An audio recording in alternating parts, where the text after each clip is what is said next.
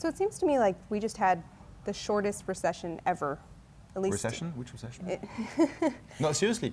It's crazy though. I mean, I can't even remember, you know, a year ago we weren't writing any funding stories. Now it's every day. So just a perspective. October 2008, end of good times, Sequoia presentation, Right. It's all bad. Q4 2008, companies sort of chop 10 to 20% of their costs. You know, people get laid off and so on and so forth, unfortunately, so that they can actually extend their runway. Q1, Q2, 09, sort of challenging. You know, advertising revenue goes down, spending online sort of goes down. People sort of feel that they are cash-strapped, but innovation still continues, and there's a ton of interesting deals sort of coming up.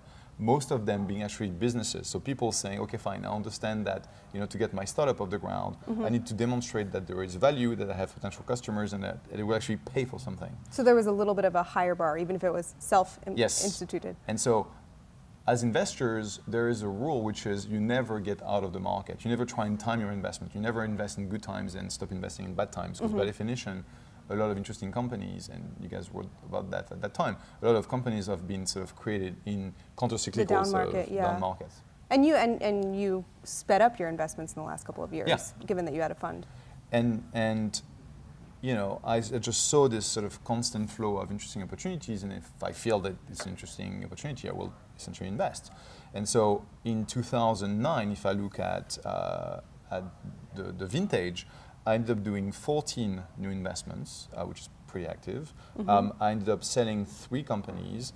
I also had, out of the fund, I had a personal exit, Mint, which was nice. I did 3 follow-ons, and I just sourced a ton of interesting deals. So, what were the other ones that sold last year?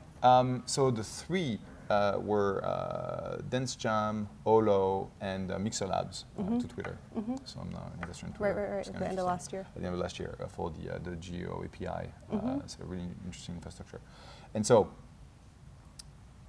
if you consider a recession as an environment where everything stops and there's sort of no activity in terms of funding, no activity in terms of M&A, no activity in terms of, God forbid, IPOs, 2009, that was we a great haven't had year. IPOs since you started investing.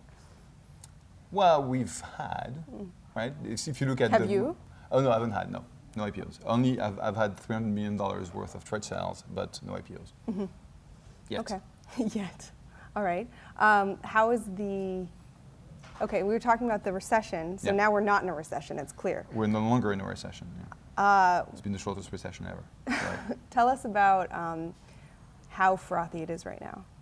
So the frothiness of the market, how do we sort of try and establish that? At 2 levels. One is, what is the average valuation at which the rounds get done early? So the seed rounds or sort of the early stage rounds, as we call them, the first $500,000 million that I typically That's when part you get of. involved. That's when I get involved.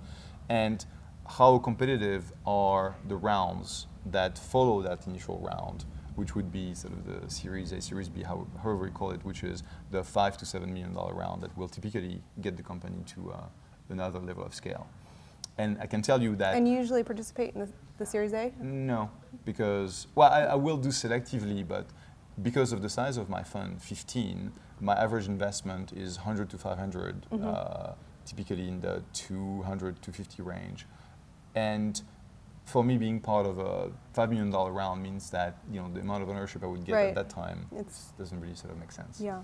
So what I've seen, I would say starting September of last year, is those Series Bs, those sort of $3 to $5 million rounds, to become very competitive, where in my portfolio, one of 2 things happened. Either the company's got multiple term sheets with you know, upticks in valuation just to be able to capture the deal from great firms, or a lot of those deals got preempted. The preemption means a company is sort of in between funding rounds, they're not looking for money, but someone sort of comes down and drops a term sheet, like literally drops a term sheet in front of the team saying, in order for me to capture that deal, to buy access, I'm ready to offer those terms right now.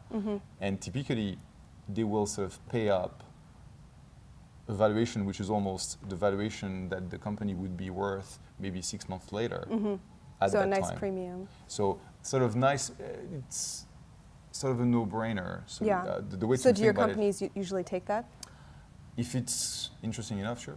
Yeah. Because it's very distracting from for a company to actually raise money, and so Right. if they get you don't have to do any work. great, you always have to do work, but a bit of work.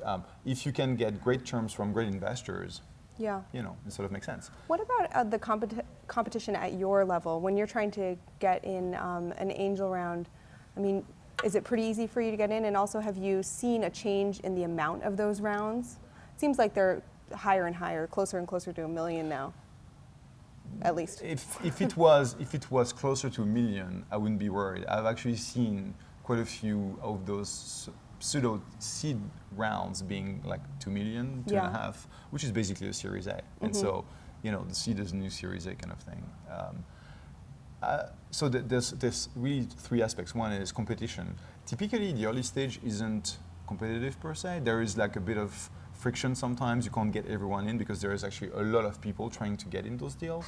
So it used to be maybe 2 years ago where we could sort of cut back a little bit and get a bunch of the good guys, the good investors in the company sort of in, and everyone would watch it back. That's no longer really possible because there's just too much money around. If you're sort of establish your brand or whatever, people might try to sort of get you in if you're interested, but they will sort of also cut you back a little bit. So your ability to capture a large portion of that funding round is now more limited than it used to be. The companies are raising more, so I would say that $500,000, 750 used to be sort of your standard seed deal. Now we're getting closer to $1 million, $1.2 million, $1.5 million. And the rounds creep up in size because of the interest. So you start with, okay, I'm going to raise 750, and you end up with $1.2 million, just because somewhere along the way, a bunch of people heard about the deal and said, I want in, I want in, I want in. Does this make you worried? I'm worried about the companies which raise money on too high valuation, because at the end of the day, there is just a standard, if you want, set of terms and valuations that you want to sort of fit in, to not, it's great to raise money at a great valuation. That's clear, but you have then to the bigger you are, the bigger you fail.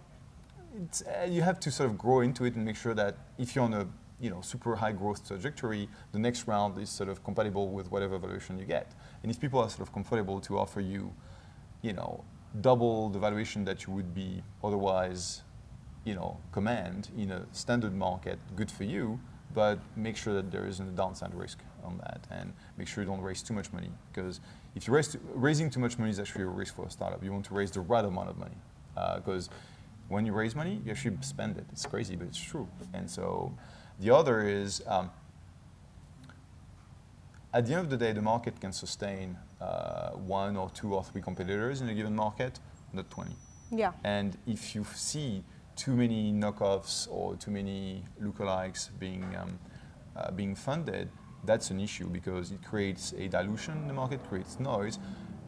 Fundamentally, the number 1 risk we have today in this environment is hiring. It's finding talent is extremely hard. Finding good developers probably is this year hard. more so than last year. Absolutely. And because you have, companies like Twitter, like Facebook that definitely hire by the boatload and they hire really good talent, and startups actually try and do the same thing. And the problem is that we don't print engineers, right? We don't sort of grow them. We actually have to sort of find them somewhere. And people have to become like extremely innovative in the way they're going to try and recruit and hire that talent.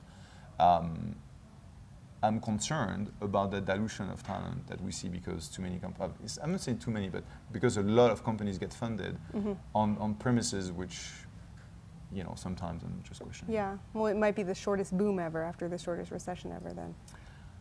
Well, we'll see. We'll have to see. I just hope.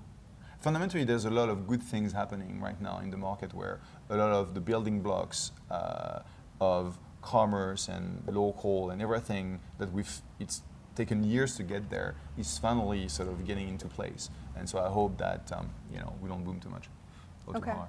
I have a few kind of generic investor questions that we could do a little Go for rapid it. fire. So, what are 2 or 3 companies you've invested in that we should go check out? Plancast, Fresh Planet, and the third, retail. Okay. What's a recent investment that you or a recent company that you wish you had invested in? Foursquare. Okay. I passed in June, July, and that was a mistake. Yeah. And what are the emerging markets that you're most excited about? I think that the whole sort of iPad as a platform is going to open a lot of opportunities in terms of new computing sort of paradigm. I think it's much more than just an in-between, the computer and the phone sort of device. So I think there's going to be value created there. And I'm looking at a few companies that are building sort of interesting things.